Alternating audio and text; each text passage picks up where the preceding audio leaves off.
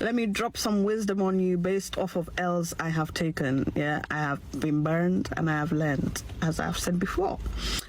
Listen, if you're with a guy, yeah, especially if you happen to be with a guy who is displaying red flags and for some reason you are not leaving, meet his mum. Spend time around him and his mum, or just his mum if you're feeling brave, and all will become clear to you.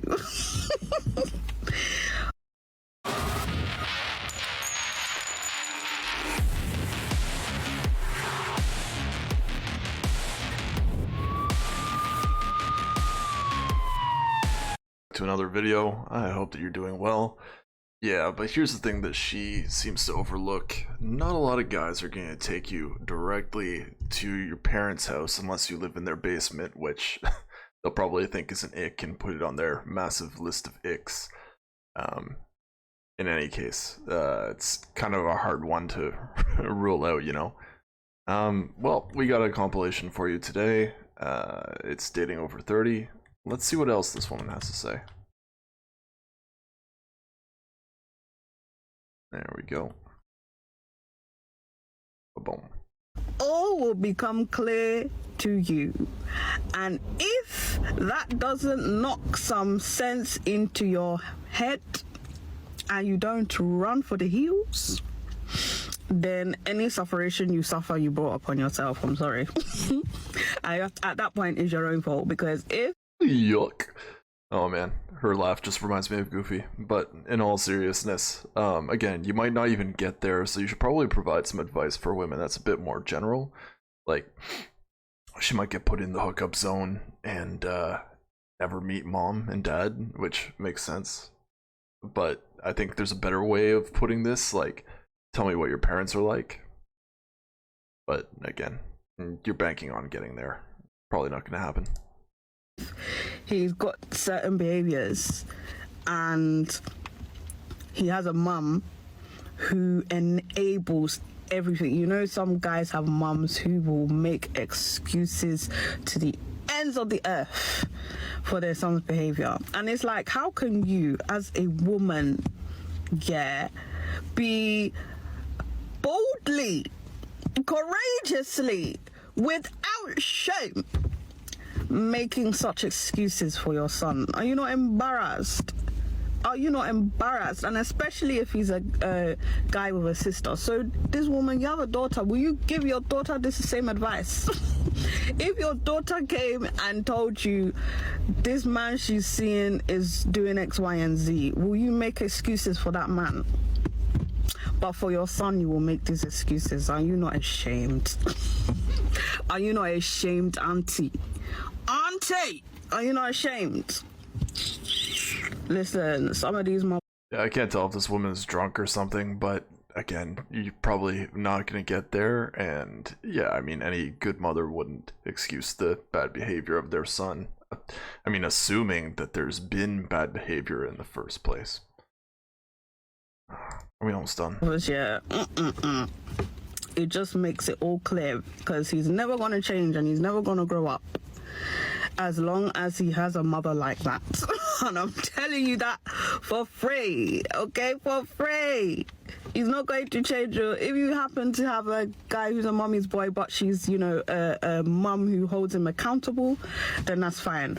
But if he's a mommy's boy with a mother like what I just described, run to the top of Mount Kilimanjaro. Get out of there.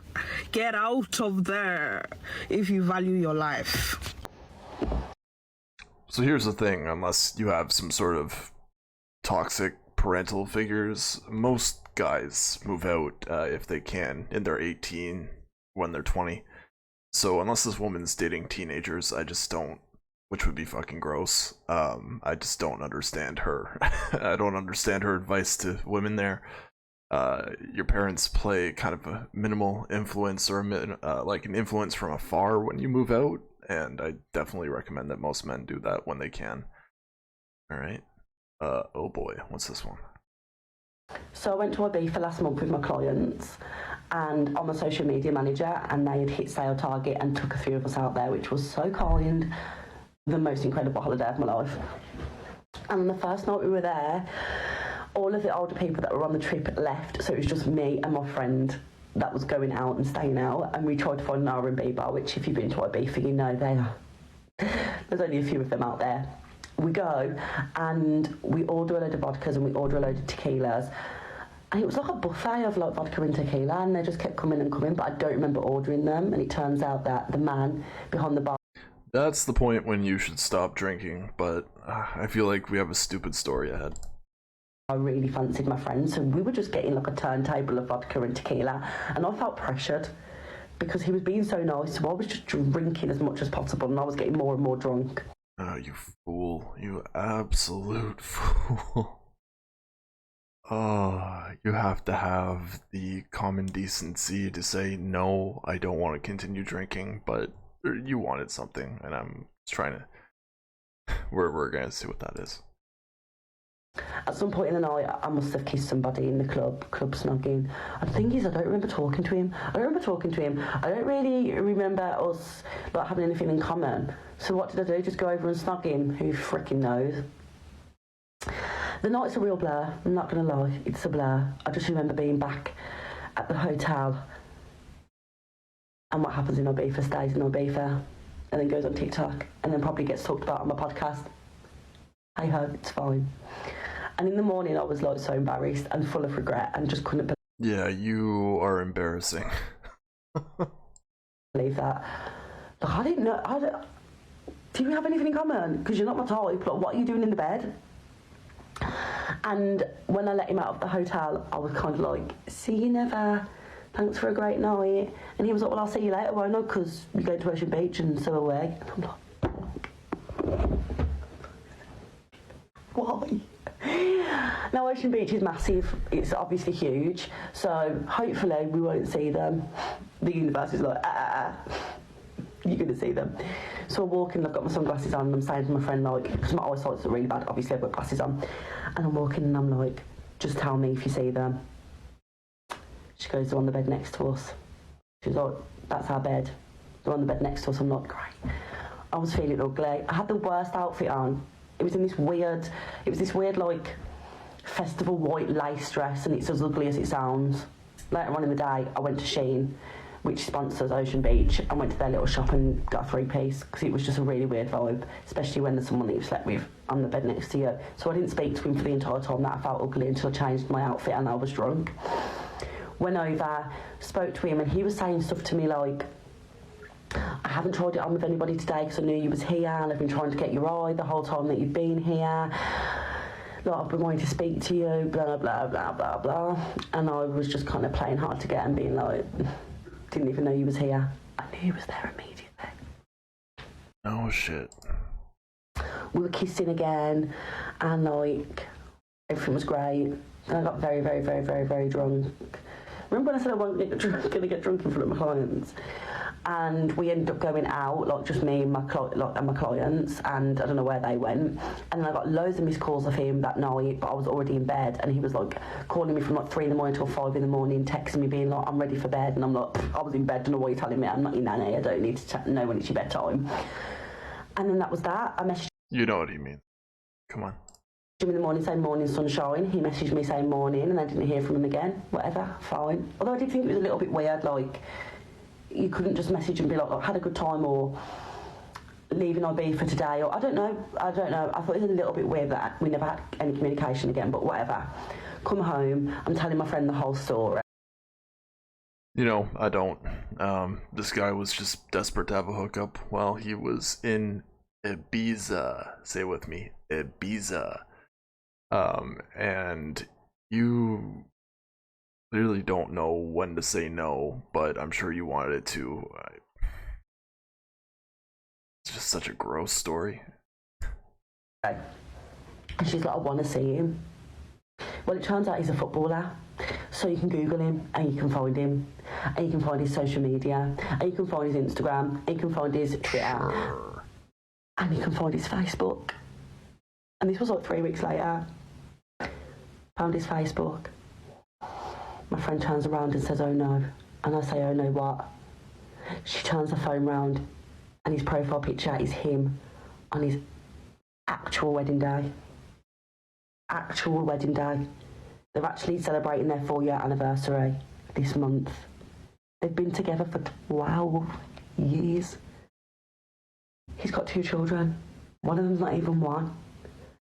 And he has the audacity to tell me he hasn't tried it on with anybody because he knew I was at Ocean Beach. Who am I? Who am I? I'm nobody. You know who is somebody? Your wife. Your actual living wife at home. I know people will probably be like, you need to tell her, but 2 kids and marriage, it's just not worth it. And let's face it, like, if you can be that brash and kiss somebody in the middle of busy Ocean Beach where there's cameras, where his whole teammates have got their phones out, this is not your first rodeo when it comes to cheating. And I've never been in this situation before. But yeah, what happens in Ibiza stays in Ibiza, I suppose. Ibiza. I get it's your accent, but why are you playing the victim? You know what you were doing. You know, like any person that goes to a club, you might buy girls drinks, and I would highly not recommend that because that just puts you in the same freaking space as every other dork there that's wasting their money. But for real, I just can't believe that this woman has the audacity to play the victim when she knew what she was doing. Yeah, and I guess to this man, he's probably not getting enough fun in his marriage, and should probably work on that. Let's be completely real. He saw an opportunity and took it. Whether this happens a lot or doesn't, I don't know. But either way, women should not be posting stupid stuff like this on TikTok. If he's a football player and he's in a big league, he could definitely sue her for this content because it could damage his reputation, or it could end up leading to divorce. And you know, why am I expecting to have one of these women to have their heads on straight, in all honesty? And when I mean football, I obviously mean soccer for my American friends here. I mean, me and Hidan had this conversation, and he's just like, he was a little upset to hear that we call soccer over here soccer and not football. But hey, American football, right? Either way, I digress. I just wanted to say thank you for watching the video. I've been blabbering on for, well, more like watching for 13 minutes here because that was a freaking long one. So thank you for watching. Do me a huge favor if you can, like the video if you liked it, subscribe if you haven't, and I'm not going to tell you to hit the notification bell, but if you have a moment, go check out Locke the Bounty Hunter's content.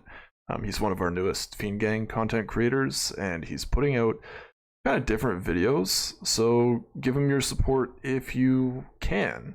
He's been reviewing a lot of movies lately, and he's doing a good job so far, so give him our support so that we stick around. Thank you for watching. Always do your due diligence if you're dating over your 30, and I'll catch you in the next one. Peace.